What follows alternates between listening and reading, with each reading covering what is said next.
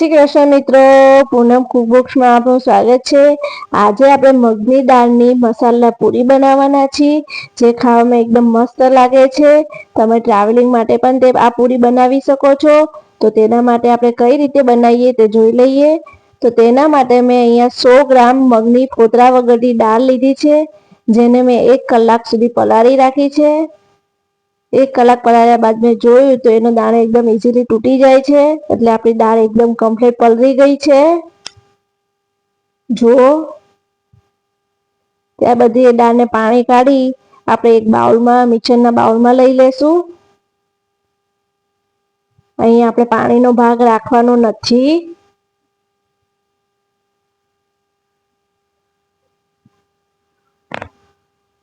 ત્યારબાદ મેં અહીંયા એક આદુનો ટુકડો અને 4 લીલા મરચાં લીધા છે।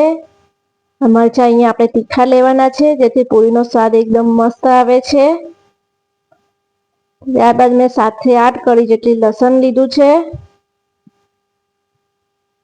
આ બધાને આપણે સારું એવું ક્રશ કરી નાખશું। અને 1 કેજી જેટલો મેં અહીંયા ઘઉંનો રેગ્યુલર રોટલી કરતા હોય તે લોટ લીધો છે।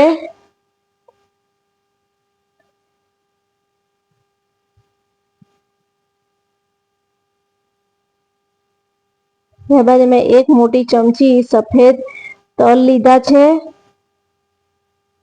અને અડધી ચમચી જેટલા મેં અજમા એડ કર્યો છે। 1 ચમચી જેટલો મેં ધાણા જીરું પાવડર એડ કર્યો છે, અને અડધી ચમચી જેટલો આપણે હળદર પાવડર લેવાનો છે, અને અડધી ચમચી જેટલો આપણે લાલ મરચું પાવડર લેવાનો છે, અને સ્વાદ પ્રમાણે મીઠું લેવાનું છે।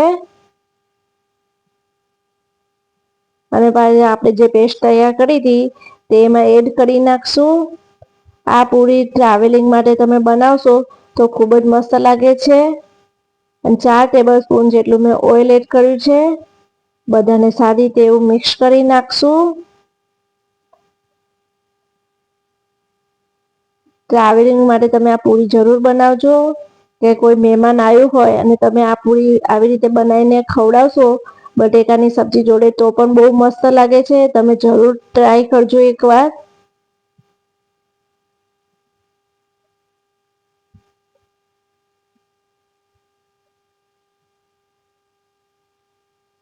એકદમ સારું એવું બધું મસાલો ભળી જાય તેવું મિક્સ કરી નાખવાનું છે। જો સારું મિક્સ થઈ ગયું છે અને મસ્ત મુઠ્ઠી વળે છે, એટલે આપણે તેલનું પ્રમાણ એકદમ મસ્ત છે, એકદમ પરફેક્ટ તેલનું પ્રમાણ છે। ત્યારબાદ આપણે પાણી એડ કરતા જઈ આ પૂરીનો લોટ આપણે કઠણ બાંધવાનો છે। રોટલી કરતા કઠણ રાખવાનો છે, ભાખરીનો લોટ કરતા સહેજ જ આપણે ઢીલો રાખવાનો છે। જો ઢીલો લોટ રાખશું તો આપણે પૂરીમાં તેલ પી જશે, એટલે આ લોટને આપણે કઠણ જ બાંધવાનો।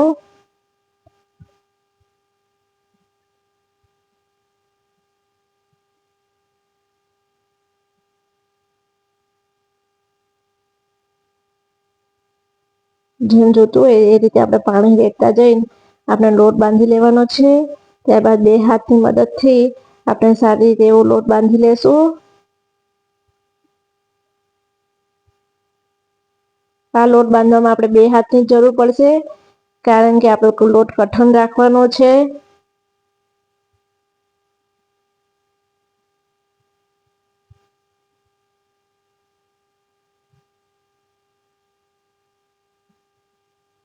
જો આપણો લોટ બંધાઈ ગયો છે,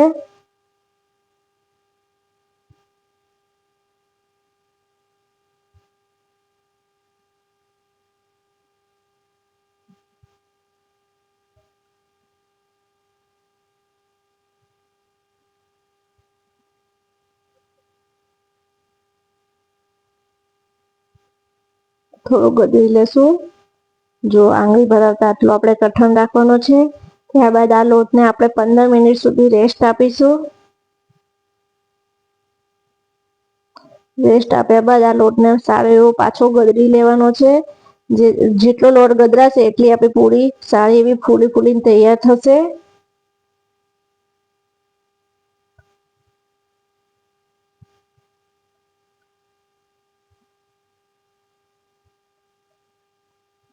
જો સારો એવો મેં કદરી લીધો છે અહીંયા લોટને.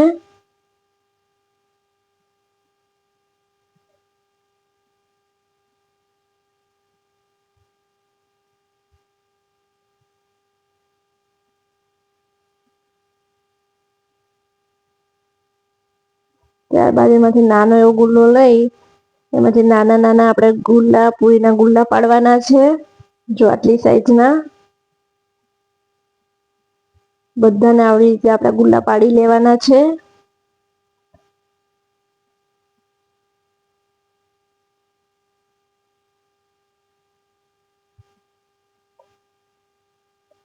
આવી રીતે પૂરી તમે જરૂર બનાવજો, ખાવામાં એકદમ ટેસ્ટી લાગે છે. જો મેં બધી જ પૂરીના ગુલ્લા પાડી લીધા છે. ત્યારબાદ એને આપણે ગોળ ગોળ વાળી લેશું. ગોળ ગોળ એવો ગુલ્લો કરી નાખશું. જો આવી રીતે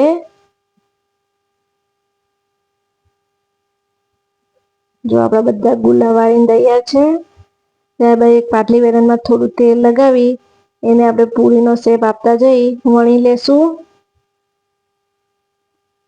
તમારે જેટલી મોટી પૂરી રાખવી હોય તે પ્રમાણે તમે ગુલ્લો પાડજો. મેં અહીંયા મીડિયમ સાઈઝની પૂરી તૈયાર કરી છે. જો આવી રીતે આપણે બધી જ પૂરી વણી નાખશું અને એક સાઈડ આપણે તેલ ગરમ થવા મૂકીશું. તેલ ગરમ થઈ જાય એટલે એમાં થોડું આપણે લોટ નાખી જોવાનું. લોટનું ગુલ્લું જો તે ઉપર આવી જાય તો આપણું તેલ એકદમ કમ્પ્લીટ આવી ગયું છે. ત્યારબાદ આપણે તેમાં પૂરી એડ કરીશું. અહીંયા ગેસની ફ્લેમ આપણે ફાસ્ટ જ રાખવાની છે. ધીમા ગેસે આપણે પૂરી નથી તળવાની. જો ધીમા ગેસે પૂરી તળશું તો આપણી પૂરીમાં તેલ પી જશે. એટલે પૂરી તળતા હોય ત્યારે હંમેશા ગેસ ફાસ્ટ જ રાખવાનો. જો આપણી ફૂલી ફૂલી પૂરી તૈયાર થઈ જાય છે. એક સાઈડ બ્રાઉન રંગની થાય ત્યારે બીજી સાઈડ એને પલટાવવાની, ત્યાં સુધી એને પલટાવવાની નહીં.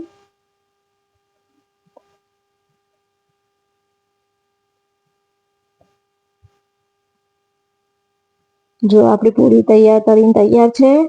આવી જ રીતે આપણે બધી જ પૂરી તળી નાખશું.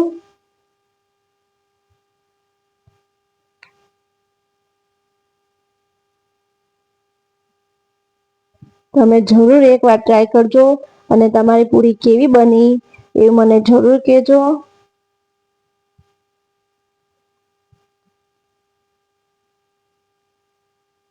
તો મારી આ મગની દાળની મસાલા પૂરી તમને કેવી લાગી કોમેન્ટ બોક્સમાં જરૂર કહેજો.